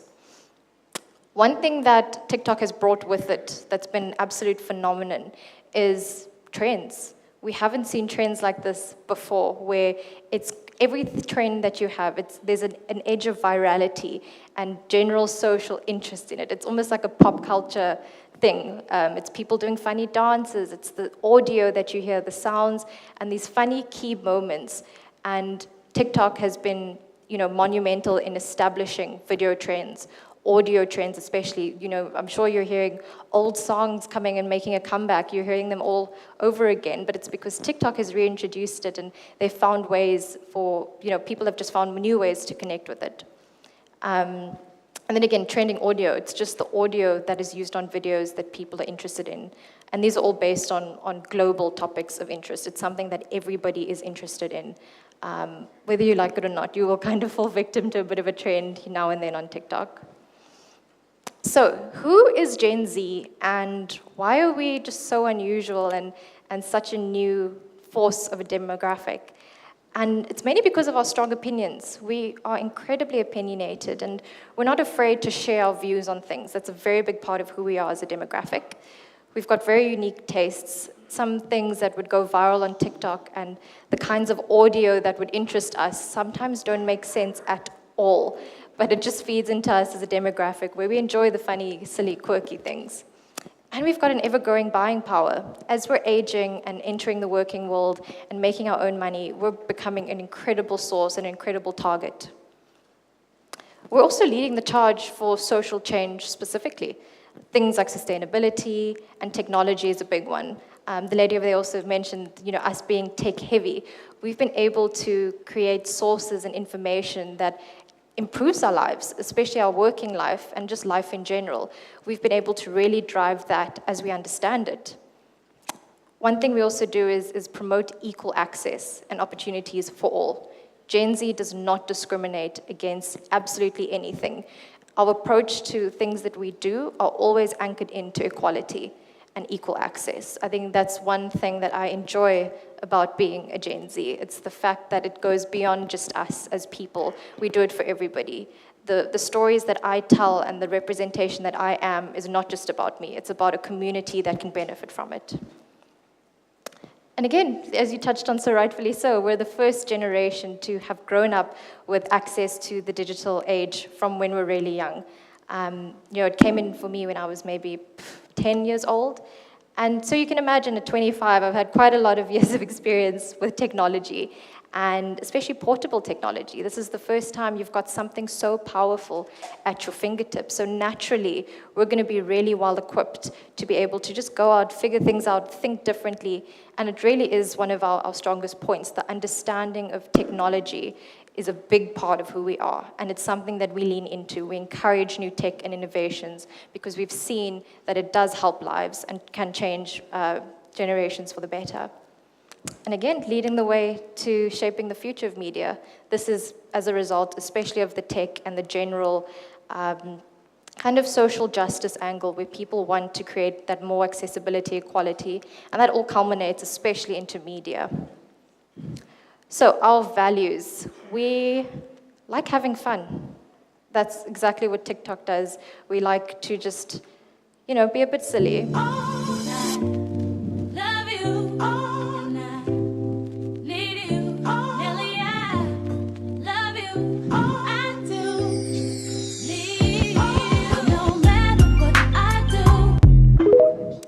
So that was also an example of what trending audio would look like, or a viral little dance, as people just being silly to the sounds of our good old 2000s jam in the background there.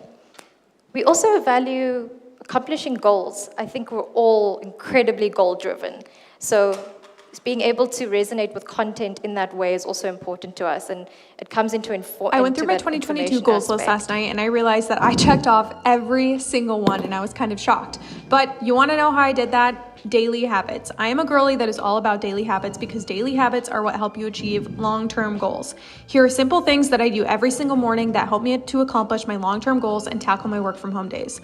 The first thing is my morning caffeinated greens. I drink Better Days Co. You guys know I love those. And my skincare routine. These are two things that give me something to look forward to every single morning when I wake up. I truly love drinking my greens and doing my skincare, and it gets me out of bed in the morning. It sounds dumb, but it's true. The second thing is wearing my workout clothes during the workday. This way So, for example, because we are so goal-driven, we enjoy hearing from others how they live a successful life and what they see as a means to be able to reach your goals. That's a big part of TikTok, especially, is watching somebody doing something and learning from them. We also care for our health and well-being. Funny enough, we do try and prioritize, especially as we age and we learn for the future. We're almost a generation that would love to stay young forever. Oopsie. 10 healthy habits that completely changed my life. 1. Eating mostly plant-based whole foods. 2. Listening to inspiring music or podcasts. 3. Incorporating strength training. 4. Drinking 2 to 3 liters of water every day. 5. Journaling self-reflections. 6. Getting 7 to 9 hours of sleep. 7. Eating mindfully without my phone. 8. Going on daily outdoor walks. 9. Planning and tracking habits. 10. Surrounding myself with genuine people. So, a big part of who we are is also mental health and well-being and physical health and well-being. And obviously COVID accelerated that and really locked in on that desire. So content like this really resonates with us. We want to learn more as to how we can be healthier and live better lives. We also value making money. We're the generation where we're trying to hustle, we're trying to do so many things at once. So content where you can learn to get rich quick doesn't necessarily resonate with us. We want sustainable ways of learning how to make an extra income. It's something that we enjoy, especially on platforms, and this is just a switch up so that you can see how YouTube would do a video like this. Buying things at garage sales and thrift stores and reselling them on eBay and Amazon. So with $1,000, you have to go buy $1,000 at a garage sale and turn it into $2,900. Take that same $2,900 with what you're learning, go to thrift stores, dollar stores, garage sales, take that to $7,000, 7 to 14. With a little bag, you can't be in investment mode. You have to be in operational execution mode. And that's what I did, literally. I'm giving you the advice I did and still real. But how do you think I figured out mug life? I was like, I see a lot of mugs at garage sales. Do mugs sell for anything? Search on eBay mugs, completed items, sold, sort by fucking price. Holy shit, there's $88 mugs, there's $63 mugs, there's $96 mugs. Then go, buy a bunch of mugs for a quarter, come home, look them up, educate. The key to flip life is the homework you do during the week that you fucking then leverage on Saturday when you kill it with your fucking knowledge.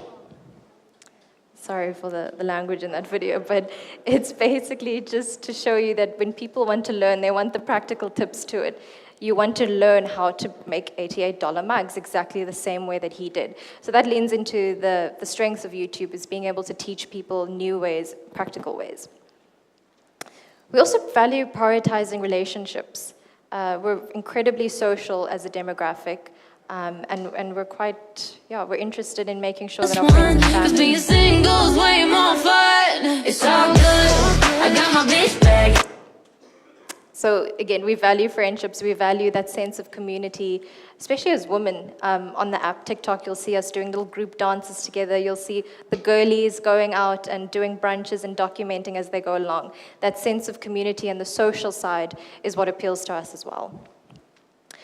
So short form content is probably one of the most important things, especially for Gen Z. We've got declining attention spans, unfortunately. You've got about 8 seconds before you lose us completely. So short form content helps because it's short, it's quick, it's easy, you learn a lot. You would have seen in the examples, there's quite a bit of information that came through in them, but it was quick. It was literally within 10 to 20 seconds, or in under maybe 30 seconds, you learn 10 ways of being able to live a more healthy, balanced life, or how to improve your well-being. These are more positive and uplifting as a whole. We're fatigued of traditional media, and those kind of sensationalizing of the negative side of the world is incredibly draining. I struggle to consume traditional media because of those narratives always being on the more negative side. And social media, especially short form content, is the complete opposite. It's more positive, it's more uplifting. People want to do it together, they want to engage in it because it's something that's more constructive and enjoyable. Things like memes and GIFs are really popular. I'll explain those in greater detail in a few minutes, but that is the fun side of short form content. And again, highly engaging. You didn't feel like it was 30 to 20 seconds, it feels like 5 seconds when you watch it, because people have successfully found ways to keep us entertained in your under a minute. And overall relatability to creators. Being able to relate to one another is imperative. It's what drives our interests, our thoughts, our beliefs. It really hones into who we are as people, as a demographic. We want to be able to relate to one another. A stranger in a TikTok video can be incredibly inspirational. I just saw the wellness one. I kind of want to go back now, eat a salad for the day, drink some water. It's a complete stranger, but I've been able to relate to the desire to be a bit better and to improve. And that's the power of short form content, that element of relatability, because somebody is real, it's raw, it's authentic. So again, what are shorts? It's just short form content, and it's specifically for mobile devices. And you can focus, as you would have seen in the examples, on very specific points. Short form is incredibly specific and targeted. You know exactly what you want to do, how you're going to do it, because you know you've only got under a minute to get your point across. And again, it just makes this message stronger and more relevant, because you don't set the tone up and give context. You're just getting to the point. You're letting people engage with it, and you're teaching them something. Again, on relevance, it's such an important part. You're listening and giving people key moments and key things about what they need. And again, mostly published on TikTok, Reels, YouTube Shorts, and Snapchat Spotlight. So again, a recent study by Microsoft basically concluded that our human attention span is 8 seconds. So We know that this kind of format works well because, again, it's quick, it's sharp, it's to the point.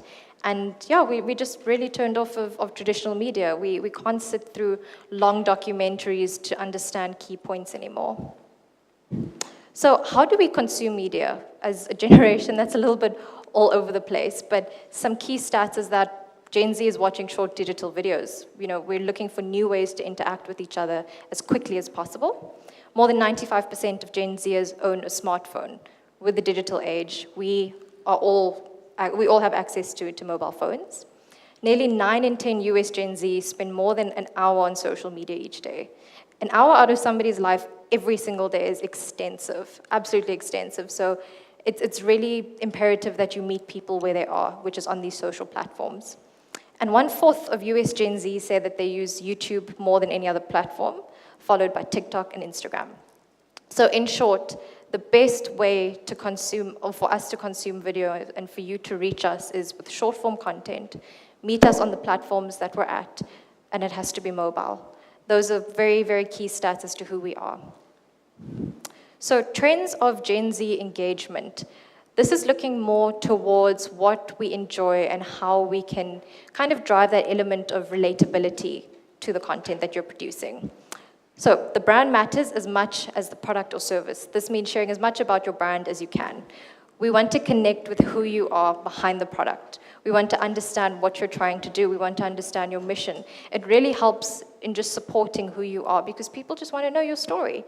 And that's a big part about, as a brand on these platforms, is being open and sharing your vision and mission with others. So how do we do this? It seems quite complicated, but it's pretty simple. You can just do a little internal audit. What's your mission, your values? How does your audience view you? Inspiration and relatability. I'm so sorry. I didn't realize that I'm nearing the end of my time. Wow. So I'm just going to skip through all of these. Let's get to your 10 bits quickly. Sorry about that. It's fine. These were just the fun parts of the presentation anyways. Oh, perfect. I'm just going to get to the 10 though at least, just to maybe give you an overview of it. And we can go back to it tomorrow. Apologies for that. But in short, going viral is pretty easy. You can do it in 10 steps. I think we'll pick up on this at a later stage. But the most important thing to do is to start with the content planning. That's imperative for going viral, is having a plan of action. Knowing what stories you want to tell is also incredibly important and valuable. Being able to structure a story, being able to tell a story in itself is a skill. Catchy openings, how do you get people to get into your content and want to watch it some more? Formats are important, we touched on a few of them. Shooting, so how do you actually capture this content? Story optimization, how do we make it work on platforms especially? How do we keep people engaging with your content? Thumbnails we covered briefly as well. Share text will go into more detail, and analytics as a whole are important. To be able to keep the virality and to keep it up, you have to be able to monitor your analytics and boost that on there. So I'm going to stop right there. Apologies for that. And yeah, I hope that at least the session gave you a bit more insight into especially who we are and how important and powerful media is in the space and the kind of influence that it has on us as a demographic and why it's such an important tool to deploy, especially in organizations like yourself who are doing good, and more people need to hear that and it needs to be amplified. Thank you.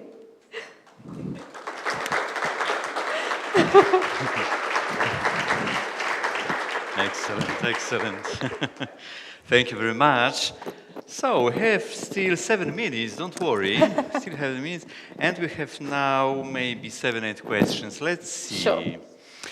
The first one is, as a way of shaping tomorrow, how can we use channels like TikTok to engage the younger generation and bringing them to the church, to the Catholic Church?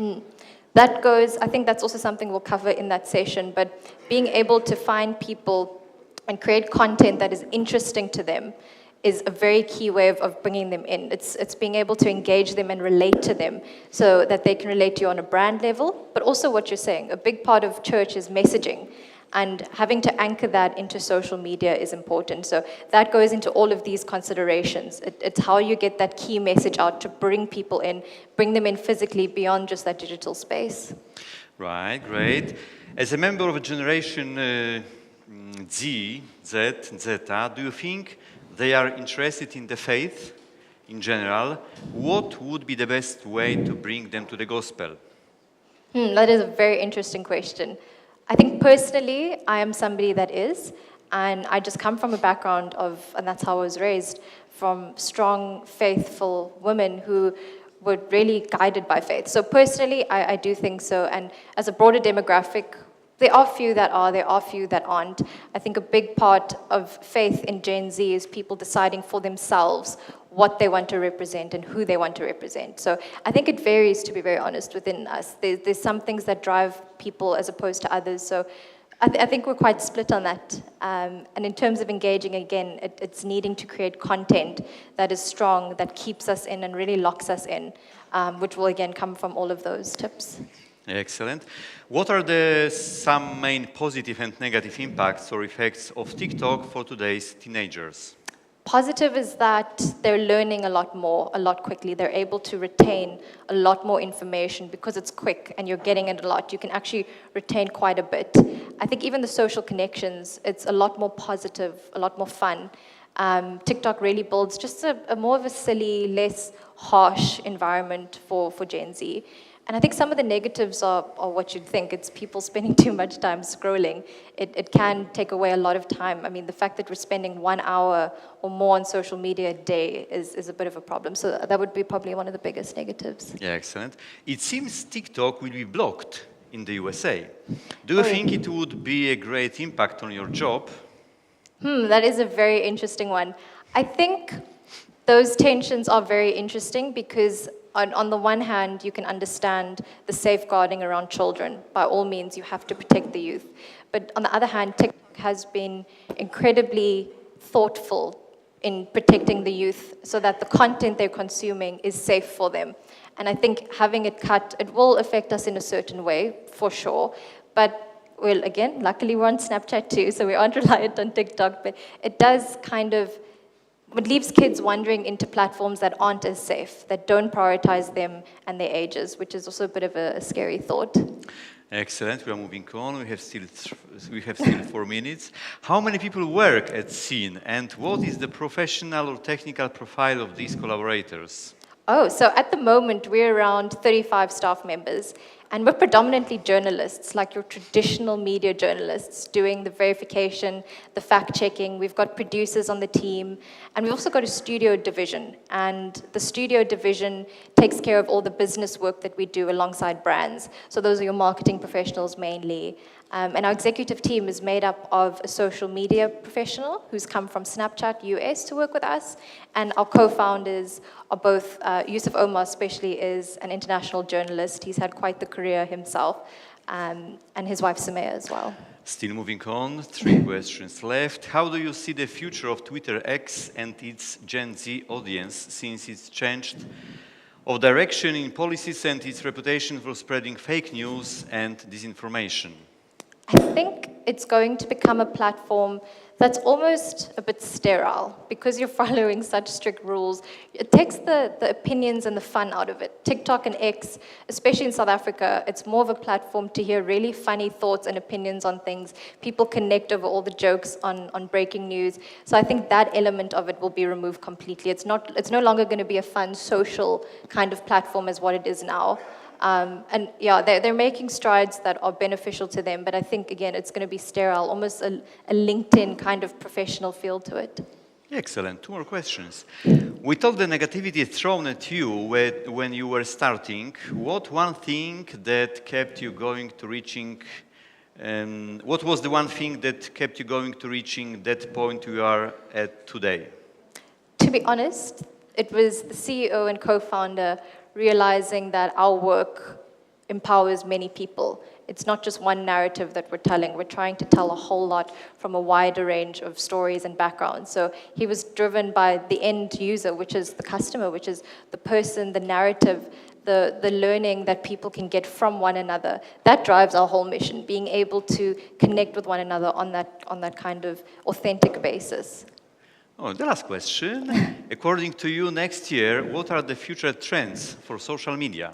Oh, that is a big one. I think in terms of trends, social content and short content is just going to accelerate. We're going to see it infiltrate all spaces. We've seen it even migrating onto WhatsApp of all platforms. I didn't think a day in my life that I'd now have a WhatsApp feed where I'm getting content coming in from publishers. I think we're going to see a lot more of that bleeding into your other traditional kind of spaces. Who knows, maybe LinkedIn will also become a bit more video focused to try and bring in a bit of a younger audience. I think we're just going to see that across platforms where there's that key focus on not only video, but also fun. We've seen like TikTok and Instagram and Facebook incorporate augmented reality. We haven't seen that before. So I think there's going to be those kinds of plays of nuances and fun little ways to bring people in as quickly as possible and as entertaining as possible to really engage them. Laura, thank you very much. Excellent. Thank you. All right, great. Well done, Laura. Thank you very much. And see you tomorrow. Yeah, back again. And for us who wishes, we have Holy Mass 6:30. And if somebody wishes, give me some money in cash. I'm waiting here for you now. Okay, see you. Bye-bye. Bye-bye-bye. Okay, thank you very much.